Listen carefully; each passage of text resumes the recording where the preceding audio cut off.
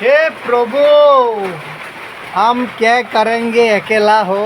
তুলসীর মালা গলায় দিলাম, কৃষ্ণ কৃষ্ণ জপতেছি, কৃষ্ণ তো একটা রাধে জোগাই দিচ্ছে না গো।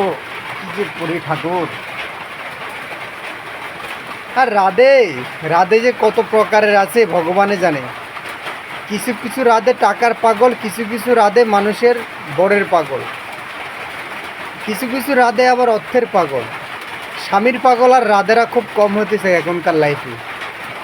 স্বামী যত বড় স্মার্ট হোক না কেন, কিন্তু রাধেরা শুধু পরের স্বামীর দিকে লোভ দেয়। যাক, সবাই রাধে তো আর এক না। জানি না রাধে হোক বা না হোক, বিনা রাধে কতদিন কাটে। হরে কৃষ্ণ প্রভু। জন্ম প্রিয় জন্ম অষ্টমী। হে ভগবান, সব রাধের জন্য একটু স্বামীর প্রতি ভালোবাসা থাকে। আজকে জন্মাষ্টমীর মধ্যে বললাম, কিছু কিছু লোক বহুত অসহায় হয়ে গেছে। বাচ্চা কাচ্চা তুই যে বউগুলা চলে যাচ্ছে, এটাই খারাপ লাগছে। ওই লোকগুলো তো টাকার অভাব নাই, অর্থের অভাব নেই, কিসের অভাব? কেন তাও রাধেরা চলে যাচ্ছে আরেকজনের কাছে?